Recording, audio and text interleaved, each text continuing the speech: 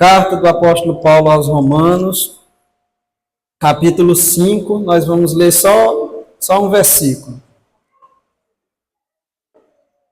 Todos encontraram? Amém? Diz assim a palavra do Senhor. Romanos, capítulo 5, versículo 8.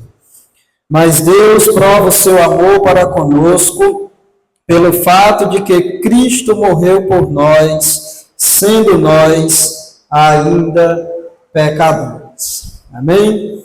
Glória a Deus. Meus amados irmãos, a cruz de nosso Senhor Jesus Cristo é a maior declaração do amor de Deus. Nós, pecadores, encontramos na cruz a expressão máxima do amor de Deus. A cruz é a prova incontestável do incalculável e incomparável amor de Deus. Quando nós, cristãos, olhamos para a cruz, nós temos a segurança completa de que somos amados por Deus. Irmãos, não existe outro amor semelhante a este. Não existe um amor paralelo a esse. Sempre que nós olhamos para o amor de Deus revelado na cruz, nós devemos nos espantar. Irmãos, o amor de Deus e a cruz de Cristo estão ligados, estão unidos de uma forma íntima e inseparável. A palavra de Deus testemunha isso várias vezes. Em João capítulo 15, versículo 13, o Senhor Jesus diz: ninguém tem amor maior do que este, de dar a alguém a vida pelos seus amigos. Em Gálatas capítulo 2, versículo 20, o apóstolo Paulo disse: a vida que agora vivo na carne, vivo-a na fé do Filho de Deus, o qual me amou. E qual foi a prova desse amor? É que ele se entregou a si mesmo por mim. João 3,16. Porque Deus amou o mundo de tal maneira, e Deus amou esse mundo e fez o quê? Ele deu o seu Filho unigênito, para que todo aquele que nele crê não pereça, mas tenha a vida eterna. E o texto que vai deixar isso ainda mais claro, 1 João 4, do 8 ao 10. O apóstolo João diz assim: aquele que não ama não conhece a Deus. E aí ele expressa: porque Deus é amor. E nisto se manifestou o amor de Deus para conosco. Em quê? Em que Deus enviou seu Filho unigênito ao mundo, para que por ele vivamos. Nisto está o amor. Não em que nós tenhamos amado a Deus, mas em que Ele nos amou e enviou seu Filho para propiciação pelos nossos pecados. E no texto que nós lemos, o apóstolo Paulo diz: Deus prova o seu amor para conosco, em que Cristo morreu por nós, sendo nós ainda pecadores. Então, irmãos, a cruz de Cristo é a prova máxima. A cruz de Cristo é a prova suprema do amor de Deus. Para que possamos compreender bem por que a cruz é a revelação máxima, é a prova máxima do amor de Deus, nós precisamos olhar para Cristo, para nós e para aquilo que Cristo fez por nós. Então, é isso que nós vamos meditar hoje, para entender por que a cruz é a prova suprema do amor de Deus. Nós devemos olhar para Cristo, para nós mesmos e para aquilo que Cristo fez por nós. Então, vamos começar olhando para Cristo. Olhamos nesse momento, irmãos, para Cristo. Quem é Cristo? Qual é a glória de Cristo? Vamos olhar para a grandeza de nosso Senhor Jesus Cristo. Porque antes de termos a menor ideia sobre o grande amor revelado na cruz, nós temos que entender quem é Cristo. Se não entendermos quem é Cristo, nós não vamos entender o amor que foi provado na cruz do Calvário. Então, quem é Cristo? Cristo é o Filho de Deus. Cristo, Deus Filho, é a segunda pessoa da Trindade. O Pai, o Filho e o Espírito Santo. São três pessoas distintas uma da outra, mas são todos um único Deus. Um único Deus que existe em três pessoas distintas. E o Filho é igual ao Pai e é igual também ao Espírito Santo. Cristo, a segunda pessoa da Trindade, o Deus Filho, é Deus. Deus no sentido mais pleno da palavra, no sentido mais completo da palavra. Cristo possui todos os atributos da divindade, como, por exemplo, o amor, a fidelidade, a onipresença, a onipotência, a ira, a santidade, a eternidade, justiça. Cristo é Deus. Cristo é divino. Cristo, irmãos, é o Criador de tudo o que existe. Dele, o apóstolo João diz: todas as coisas foram feitas por ele, e sem ele, nada do que foi feito se fez. E Paulo, na carta aos Colossenses, diz: nele foram criadas todas as coisas que há nos céus e na terra, visíveis e invisíveis. Sejam tronos, sejam dominações, sejam principados, sejam potestades, tudo foi criado por ele e para ele. Em João, capítulo 12, versículo 41, a Bíblia diz que o profeta Isaías viu a glória de Cristo e falou dele. Quando foi que Isaías viu a glória de Cristo? Quando foi que Isaías viu a glória de Deus? Foi no ano que morreu o rei Uzias. Isaías teve uma visão de Deus. Ele disse que viu o Senhor assentado num alto e sublime trono. Portanto, quem Isaías viu assentado naquele trono de glória não foi Deus o Pai, foi Deus o Filho. Quem Isaías viu em sua visão foi aquele que cerca de 700 anos depois desta visão iria encarnar e ser concebido no ventre da Virgem Maria pela obra sobrenatural do Espírito Santo. Então o profeta viu o Filho de Deus, o Cristo pré-encarnado. E ele disse: eu vi o Senhor. Em hebraico, Adonai. A palavra Adonai, quando é usada com relação a Deus, ela aponta para o fato de que Deus, o Senhor, ele tem um domínio e autoridade sobre tudo e sobre todas as coisas. Adonai é o nome do Deus governador, o governador soberano de todo o universo. Portanto, irmãos, Cristo é o Rei do universo. Cristo é o Rei dos reis. Aquele que se assenta no mais alto e sublime trono não conhece rivais. Não há ninguém que possa competir com a sua majestade. Não há ninguém que possa competir com ele. O poder de Cristo é soberano. E Isaías viu ainda que serafins voavam sobre o trono e não paravam de cantar. E a canção deles era a seguinte repetição: Santo, Santo, Santo é o Senhor. E toda a terra está cheia da sua glória. Irmãos, o louvor dos serafins cercavam o Filho de Deus. Tudo que há no céu reverencia e louva o Filho de Deus. Todo o louvor de todos os anjos era dirigido para as bases do trono do Filho de Deus. No livro de Apocalipse, João nos mostra a adoração que acontece no céu. E no capítulo 5 ele diz: olhei e ouvi a voz de muitos anjos ao redor do trono, e dos animais e dos anciãos, e era o número deles milhões e milhares de milhares, que com grande voz diziam: digno é o Cordeiro que foi morto, de receber o poder e riquezas, e sabedoria, e força, e honra, e glória, e ações de graças. E eu vi a toda criatura que está no céu e na terra, e debaixo da terra, e que está no mar, e a todas as coisas que neles há a dizer, ao que está sentado sobre o trono, e ao Cordeiro, sejam dadas ações de graças, e honra, e glória, e poder para todo sempre.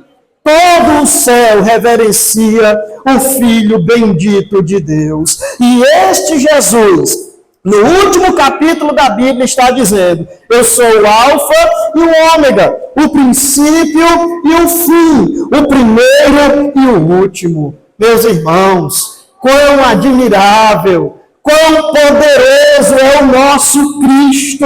Este Cristo é o Rei da glória, Ele é o Rei de toda a glória.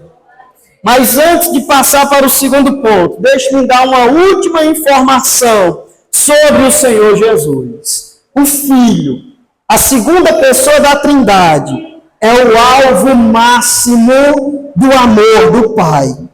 O coração do Pai é totalmente inclinado para o Filho. No dia do batismo de Jesus, ouviu-se uma voz dos céus, era o Pai falando para que todos ouvissem. O Pai disse: este é o meu Filho amado, nele a minha alma se agrada. Irmãos, quem é que pode imaginar a comunhão mais íntima, a comunhão mais profunda, desfrutada pelo Pai e pelo Filho, desde a eternidade, antes que o mundo fosse criado? Quem é que pode imaginar a comunhão entre o Pai e o Filho? Quem é que pode calcular ainda o tamanho do amor, o tamanho do prazer que Deus tem para com o seu Filho? Nós não podemos esquecer disso, senão nós não vamos entender o grande amor que é provado na cruz do Calvário.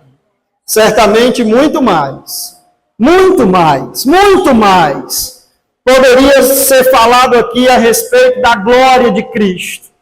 Quem é que pode calcular o tamanho de sua glória? Quem é que pode esgotar a glória de Cristo? Mas o pouco que foi falado aqui serve ao nosso propósito de entender o amor que foi provado na cruz. O pouco que foi falado aqui serve para que venhamos enxergar como que a cruz é a grande e suprema prova do amor de Deus. Tendo falado sobre Cristo, falemos então acerca de nós.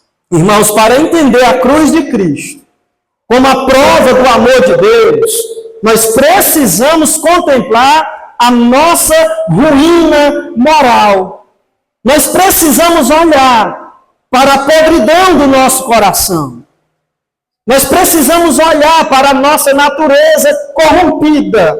Permita-me começar usando as palavras do apóstolo Paulo. No versículo que nós lemos, ele nos chama de quê? Ele nos chama de pecadores. Ele vai dizer: mas Deus prova o seu amor para conosco, em que Cristo morreu por nós, sendo nós ainda pecadores. É assim que ele nos chama. 2 versículos antes, Paulo disse assim: porque Cristo, estando nós ainda fracos, morreu a seu tempo pelos ímpios. E no versículo 10 desse mesmo capítulo, Paulo vai dizer que nós, sendo inimigos de Deus. Irmãos, percebem aqui como é que Paulo está se referindo acerca de nós, pecadores, ímpios, fracos e inimigos de Deus. Mas me permita ainda citar aqui mais 2 versículos da palavra de Deus para nos descrever. Isaías 64, versículo 6 diz que todos nós somos como um imundo. E em Romanos 3:12 a Bíblia diz: todos se extraviaram e juntamente se fizeram inúteis. Só para completar o quadro que Paulo pinta: imundo e inúteis. Meus irmãos, o testemunho da palavra de Deus com respeito à nossa total depravação é um testemunho muito claro. A palavra de Deus é claríssima. a respeito da nossa pecaminosidade. Nós podemos afirmar, sem a menor dúvida, que a história da humanidade é uma história de fracasso. A história da humanidade, do início ao fim, é uma história de pecado. Quem é que pode contar todos os pecados que foram cometidos desde o início da história da humanidade? Quem é que pode contar os pecados que foram cometidos hoje? Orgulho, soberba, mentiras, adultérios, assassinatos, inveja, difamações, avareza, idolatria, ausência de temor de Deus. São essas coisas que marcam a história da humanidade. Olhemos por um momento, irmãos, para os ímpios. Os ímpios amam essas coisas que foram citadas. Os ímpios amam o pecado. Eles se lançam para cima do pecado e se deleitam no pecado. Os ímpios odeiam a lei de Deus. E estes éramos nós, antes de Cristo nos salvar. Que coisas horrorosas todos nós fizemos antes da nossa conversão. Quantos pecados horrorosos. Mas para que isso fique ainda mais claro, vamos olhar para os crentes. Olhemos, por exemplo, para Noé, o pregador da justiça. Após o dilúvio, Noé plantou uma vinha, tomou do vinho, embriagou-se e de uma forma vergonhosa se despiu no meio de sua tenda. Olhemos para Davi, o grande rei de Israel, o homem segundo o coração de Deus. Ele cometeu adultério de uma forma covarde, cometeu também um homicídio. Olhamos para Paulo, o maior de todos os apóstolos. Paulo diz assim em Romanos 7, e versículo 19, não faço o bem que quero, mas o mal que não quero, esse faço. Ora, se eu faço o que não quero, já o não faço eu, mas o pecado que habita em mim. E aí no versículo 24, o apóstolo Paulo exclama, o maior missionário, o maior plantador de igrejas, o maior teólogo da história da igreja, ele olha para si e exclama, miserável homem que sou. Olhamos para nós, irmãos. Nós fomos alcançados pela graça do Senhor. Nós contemplamos o Cristo crucificado e nos arrependemos dos nossos pecados. O Espírito Santo operou em nós o milagre do novo nascimento e passou a habitar em nós. O Senhor Jesus nos libertou da escravidão do pecado. Nós podemos vencer o pecado, nós podemos dizer para o pecado e dizer não para ele. Mas ainda assim, embora a gente viva uma vida muito diferente dos ímpios, mas ainda assim, quantos pecados nós cometemos? Nós oramos tão pouco, nós evangelizamos tão pouco, muitas das vezes nós vivemos um cristianismo fraco. Às vezes, num culto como esse, nós demonstramos tão pouco respeito, tão pouca reverência à presença de Deus. Nós viemos aqui para adorar o Rei do Universo, mas muitas vezes nós fazemos isso com tão pouca reverência. Tudo isso revela a extensão da nossa natureza corrompida. Este é o homem, este ser perverso que traiu, que se rebelou contra o seu Criador. Este é o homem, aquele cujo todo o seu ser fora maculado pelo pecado. Este é o homem, aquele que corrompe, que mancha tudo que toca. Este é o homem, um ser terrivelmente culpado diante de Deus. Eu desejo de todo o meu coração que todos os irmãos estejam percebendo o quão mal é o homem. Mas, mesmo que você esteja entendendo, eu quero dizer que o homem é pior do que tudo que eu estou falando. É bem pior. O ser humano é bem pior. Por conta da nossa natureza caída, nós só podemos ter uma noção do que é o pecado, do quão maligno ele é. Mas quando estivermos no céu, Mas vamos louvar o Senhor por ter lançado no inferno todos os pecadores que rejeitaram Cristo. Porque no céu nós vamos ter um entendimento perfeito sobre o quão maligno, o quão grave é o pecado. Mas essa noção, essa pequena noção que nós temos, ela é suficiente e fundamental para o nosso propósito de ver como que a cruz de Jesus Cristo é a grande prova do amor de Deus. O que é que nós temos até aqui, irmãos? Nós temos de um lado Cristo, a segunda pessoa da Trindade, o Filho tão amado de Deus, e do outro lado nós temos nós, pecadores, imundos, inúteis, fracos, ímpios, rebeldes, que traíram seu Criador, alvos e merecedores da ira de Deus. Irmãos, a justa ira de Deus estava vindo para nos esmagar e nos lançar no inferno. Mas agora nós vamos ver o que foi que Cristo fez por nós. Cristo morreu por nós, pecadores. A ira de Deus estava vindo, mas ele se colocou no nosso lugar para receber a nossa punição. Contemplemos então, irmãos, o seu sofrimento. Após ceder a pressão da multidão, Pilatos entregou Jesus para ser crucificado.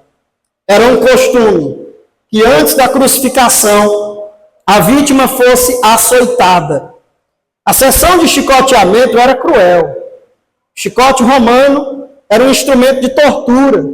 Aquele chicote com as suas tiras de couro, recheadas de pedaços de ossos ou de metal, rasgavam, dilaceravam, faziam profundos cortes na pele toda vez que batiam nela. Os soldados, então, levaram o Senhor até o pretório, tiraram as suas vestes e o vestiram com uma capa de escarlate. Colocaram uma coroa de espinhos em sua cabeça e em sua mão direita uma cana. E ajoelhando diante dele, zombavam, escarneciam dele, dizendo: Salve, Rei dos Judeus. Aqueles pecadores cuspiram no Filho de Deus. Tomaram de sua mão a cana e com ela batiam em sua cabeça. Ó irmão, enquanto você escuta a respeito dos sofrimentos do Filho de Deus, não permita que a sua alma se mantenha gelada. Não permita que você escute isso com os olhos secos, mas que nós possamos dizer à nossa alma: pare aqui, a minha alma, diante dos sofrimentos do Senhor, e choremos por suas pisaduras, choremos diante do seu sofrimento. Os soldados então levaram o Senhor para ser crucificado. Era uma regra que os prisioneiros condenados à crucificação levassem, carregassem a sua própria cruz até o local da execução, ou pelo menos a barra transversal, a parte onde ficavam os braços. A cruz completa seria pesada demais. Jesus sai pela via dolorosa, com uma barra de madeira sobre os seus ombros feridos. Em um momento, constrangeram um homem chamado Simão a levar a sua cruz, provavelmente porque o Senhor já não tinha mais condições físicas de carregar a sua cruz.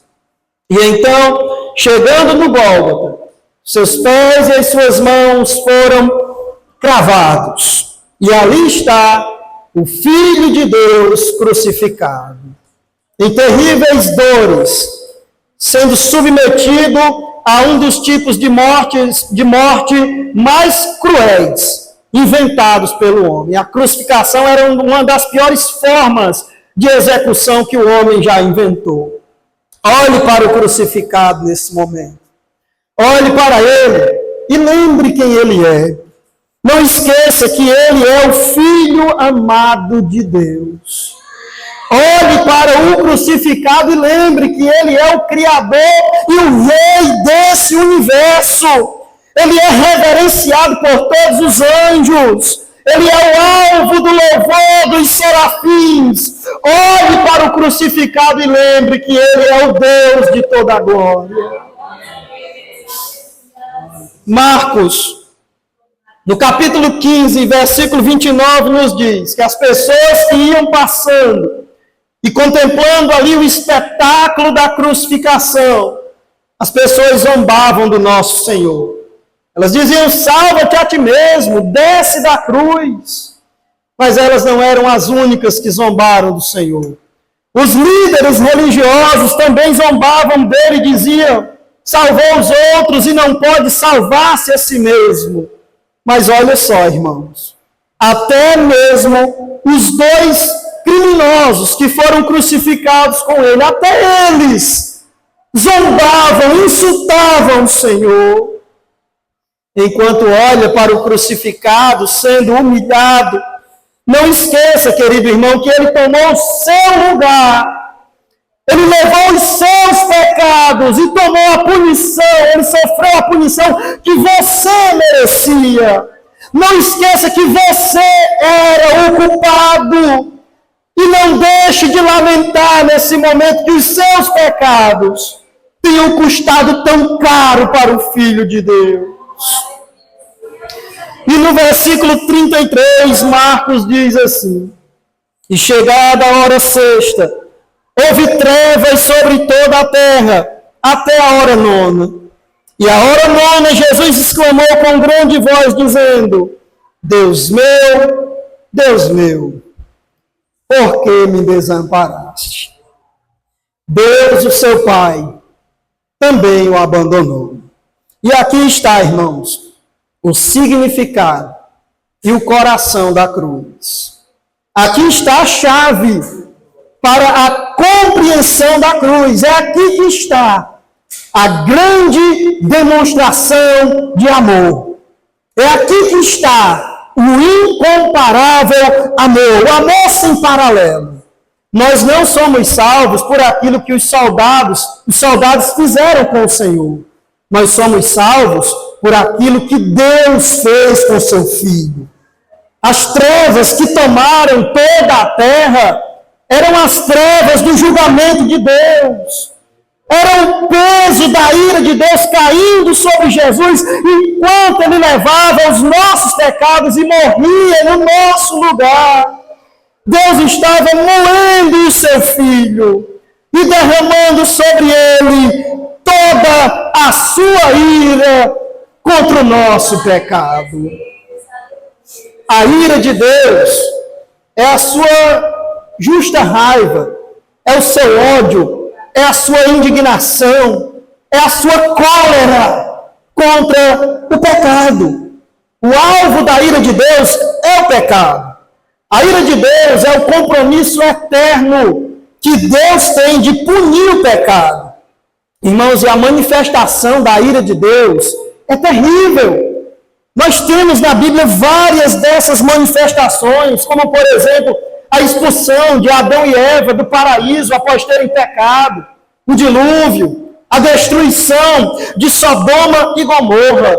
Mas todas essas manifestações citadas e todas as outras, escute isso, foram apenas manifestações parciais da ira de Deus. Só houve uma única vez até hoje que a ira de Deus fora manifesta em sua totalidade.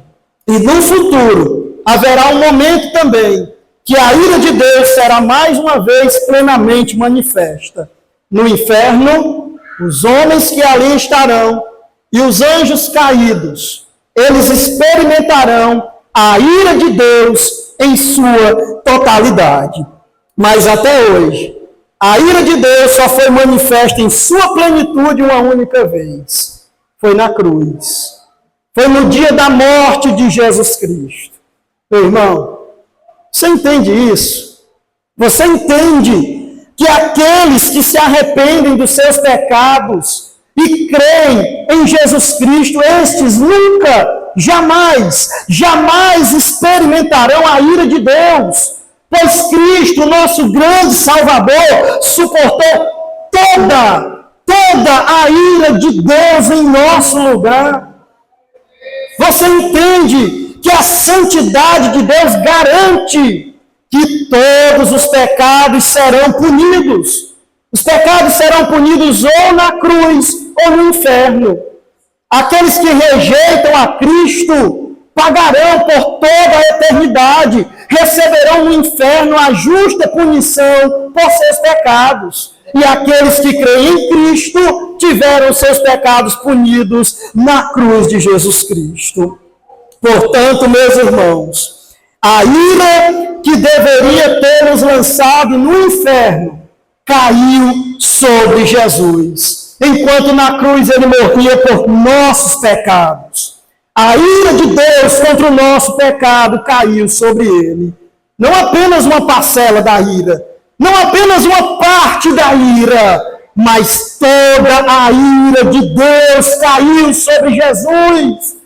Não houve misericórdia para o Filho de Deus, não houve nenhum alívio, mas todo o furor da ira de Deus veio esmagando o seu Filho quando ele morria em nosso lugar. Não é nenhum exagero dizer que Cristo suportou o nosso inferno na cruz. Não é nenhum exagero, porque a ira que nós iríamos suportar no inferno, a ira que nós iríamos suportar por toda a eternidade, ele suportou na cruz. É isso mesmo. Era como se Cristo estivesse no inferno enquanto esteve na cruz, afastado da presença de Deus, banido de sua presença e sendo esmagado pelo peso da ira de Deus contra o nosso pecado. Você entende que Cristo se fez maldição por nós? Como ele carregava os nossos pecados, ele se tornou extremamente repugnante diante do olhar de Deus. E sobre esse ser desprezível, Deus derramou a sua ira. Toda a sua ira. Irmãos, este é o grande amor de Deus. Deus prova o seu amor para conosco em que Cristo morreu por nós, sendo nós ainda pecadores. Deus não poupou o seu Filho, mas o entregou por nós. Agradou ao Senhor morrê-lo. Quem pode calcular a extensão da glória de Cristo? E quem pode calcular o quão baixo ele desceu? Quem pode calcular o tanto que ele se humilhou? Quem pode calcular o tamanho, o valor do sacrifício realizado na cruz do Calvário? Some-se a isso que ele morreu por desprezíveis e rebeldes pecadores. Poderá ser, como diz o apóstolo Paulo, que pelo bom alguém ouse morrer. Mas Deus prova o seu amor para conosco, em que Cristo morreu por ímpios, fracos, inimigos, pecadores, inúteis. Ele morreu por pobres pecadores.